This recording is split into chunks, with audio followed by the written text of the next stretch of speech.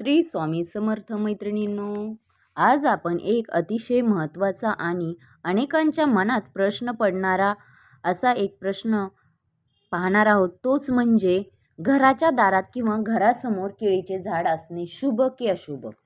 बरेच जण केळीचे झाड लावतात, परंतु ते व्यवस्थित आणि चांगल्या दिशेला लावत नाहीत आणि त्याचे परिणाम काहीतरी घडत असतात. त्याच्यामुळे ते शुभ की अशुभ याबद्दलच पारंपरिक आणि वास्तुशास्त्र दृष्टीने काय मान्यता आहे ते आज आपण सोप्या भाषेत समजून घेऊया.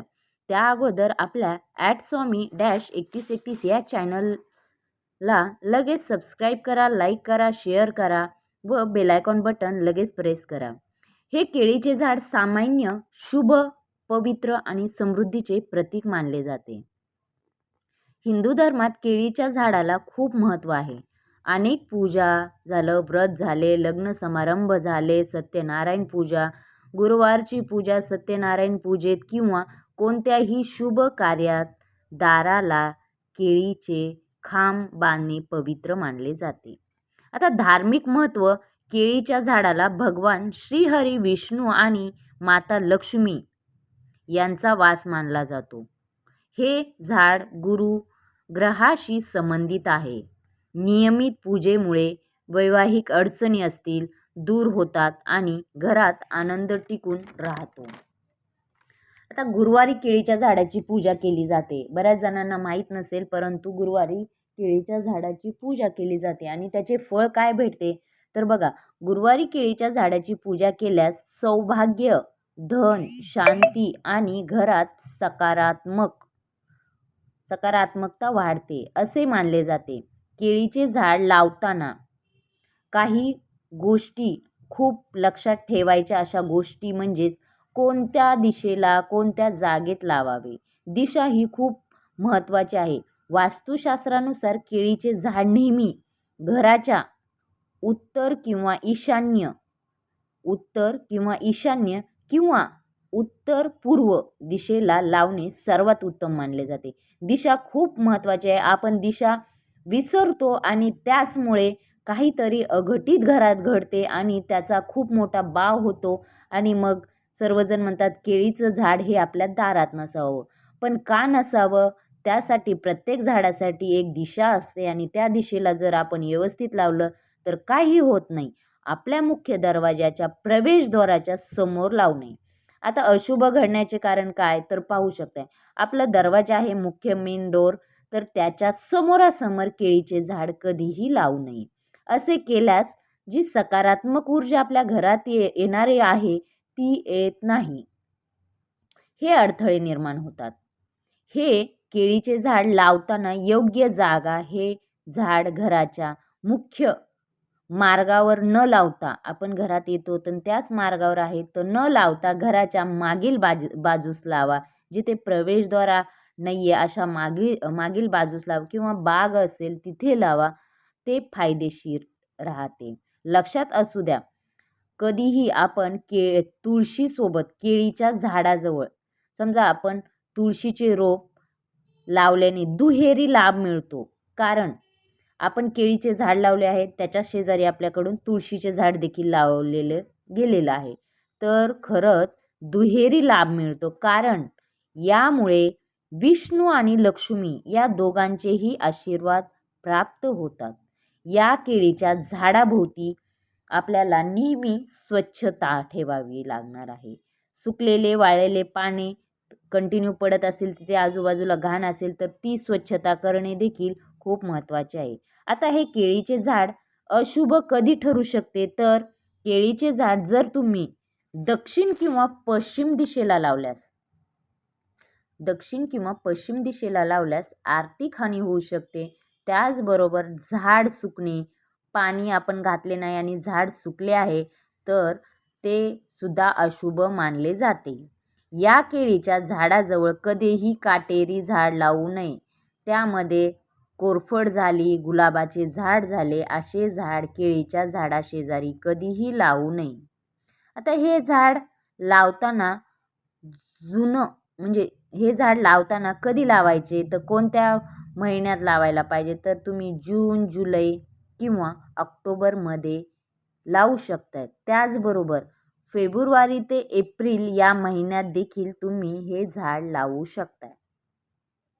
आता वास्तुशास्त्रानुसार कोणती काळजी घ्यायची आहे तर बघा, झाड मुख्य दरवाजाला पूर्ण झाकणार नाही याची काळजी घ्यायची आहे. जे झाड आपण लावलेलं आहे ते आपला जो दरवाजा आहे ते पूर्ण भरून जाईल म्हणजे असं झाकलं जाणार नाही याची काळजी घ्यायची आहे. शक्यतो हे झाड अंगणात किंवा घराच्या बाजूलाच लावावे. मधोमध दरवाजाच्या लावायचं नाही. तुम्हाला सांगितलं आहे की मधोमध दरवाजाच्या लावायचं नाही. शक्यतो ते झाड अंगणात किंवा घराच्या बाजूला लावणे. स्वच्छता राखणे हे खूप महत्त्वाचे आहे. ते झाड आहे पण तिथे खूप पाणी साचत असेल तर याची देखील काळजी घ्यायची आहे. त्याचबरोबर गुरुवार हा बहुस्पदी आणि भगवान विष्णू यांचा दिवस मानला जातो. या दिवशी केळीच्या झाडाला पाणी घालणे, हळदी कुंकू लावणे, प्रदक्षिणा घालणे, प्रार्थना करणे शुभ मानले जाते. गुरुवारी हा भगवान विष्णूंचा असतो, तर त्या दिवशी आपल्याला जर आपण केळीच्या झाडाला पाणी घातले, हळदी कुंकू वाहिले, अक्षता वाहिल्या, प्रदक्षिणा घातल्या तर खूप शुभ मानले जाते. त्याचबरोबर विवाहात आपल्या काही अडथळे असतील तर ते कमी होतात झाडाला पाणी, अक्षता वगैरे प्रदक्षिणा घातल्यामुळे.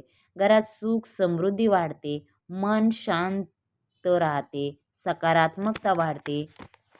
पूजा केल्याने जर आपल्याला दारात केळीचे झाड ठेवायचे असेल, आता आपल्याला दारात केळीचे झाड ठेवायचे आहे तर झाड दाराच्या अगदी मध्ये नसावे. आता एखाद्या कुंडीत तुम्ही झाड लावलेले आहे आणि ते तुम्ही मध्यभागी ठेवत असाल तर तसे ठेवायचे नाही, तर झाड हे नेहमी एका साईडला असे ठेवावे. कोणत्या दिशा सांगितलेल्या आहेत ते देखील महत्त्वाचे आहे. आता झाड सदृढ आणि हिरवेगार असावे. स्वच्छता राखावी. सुकलेले पाने असतील, कुजलेले भाग असेल तो काढावा. केळीचे झाड दारात असणे सरसकट अशुभ नाही, परंतु उलट धार्मिक आणि पारंपरिक दृष्टिकोनातून पाहण्यास गेलो तर ते शुभ आणि पवित्र मानले जाते. पण ते मुख्य प्रवेशद्वार अडवणारे, सुकलेले, घाण असे नसावे. ओलावा वाढवणारे असेल तर ते योग्य मानले जात नाही. म्हणून केळीचे झाड ठेवताना स्वच्छता खूप महत्त्वाची आहे. जर तुम्हाला अशीच जी स्वच्छता आहे, जर तुम्हाला झाड लावायचं असेल तर लक्षात असू द्या आपल्याला कोणत्या दिशेला लावायचे आहे. तर ते खूप महत्त्वाचे आहे की आपण झाड लावणार आहोत केळीचं, तर कोणत्या वारी झाड लावावे हे देखील मी तुम्हाला सांगितलेलं आहे. गुरुवार हा देखील दिवस खूप महत्त्वाचा असतो. तर आपण आपल्या गुरुवारी केळीच्या झाडाची पूजा केल्याने त्याचे आपल्याला काय फळ भेटते हे देखील मी तुम्हाला या व्हिडिओमध्ये सांगितलेले आहे. आणि या झाडामध्ये श्रीहरी विष्णू आणि माता लक्ष्मी यांचा वास असतो. तर बऱ्याच आपल्या लग्नाच्या असतील, कोणत्याही गोष्टी असतील तर त्या कमी होण्यास आपल्याला खूप मोठा फायदा होतो. केळीचे झाड लावणे अशुभ नाही, परंतु ते प्रवेशद्वाराजवळ लावू नये हे लक्षात ठेवणे खूप महत्त्वाचे आहे. केळीचे झाड जर तुम्ही दक्षिण किंवा पश्चिम दिशेला लावल्यास आर्थिक हानी होऊ शकते. दक्षिण किंवा पश्चिम दिशेला हे झाड लावू नये, ते हानिकारक ठरू शकते. तर त्याच्यासाठी आपल्याला जे झाड आहे ते लावताना काही काळजी घ्यावी. दिशा ही योग्य वास्तुशास्त्रानुसारच आपण योग्य दिशेवरच झाड लावणे खूप फायदेशीर असते. यासाठी आपण आपल्या दाराजवळ झाड लावताना दिशा लक्षात असू द्या. आणि कोणत्या वारी ही सेवा करावी तर ती गुरुवारी करावी. अशा प्रकारे वास्तू, धार्मिक आणि घरगुती जर तुम्हाला खूप महत्त्वाचं आहे. जर तुम्हाला अशीच वास्तू, धार्मिक आणि घरगुती माहिती हवी असेल तर व्हिडिओला लाईक करा, शेअर करा आणि चॅनलला सबस्क्राईब नक्की करा. हा जो व्हिडिओ आहे तो मी माझ्या भाषेत तुम्हाला ऐकवला आहे आणि ही रेकॉर्ड केलेली आहे आणि तुमच्यापर्यंत मी ही माहिती शोधून खूप सोप्या पद्धतीने अशा प्रकारे तुम्हाला समजेल, कमी वेळात सर्व काही खूप मोठी माहिती भेटेल अशा पद्धतीने हा व्हिडिओ मी तयार केलेला आहे. त्यासाठी तुम्ही @स्वामी-3131 या चॅनलला नक्की लाईक करा, शेअर करा, सबस्क्राईब करा आणि नवीन जर तुम्हाला काही व्हिडिओ हवे असेल तर नक्की मला कमेंट्स करा. अशा प्रकारे मी तुमच्यासाठी नक्की नवीन व्हिडिओ टाकण्याचा प्रयत्न करेल शॉर्टमध्ये. अशा प्रकारे आजचा व्हिडिओ कसा वाटला तो कमेंट्समध्ये नक्की सांगा. Thank you.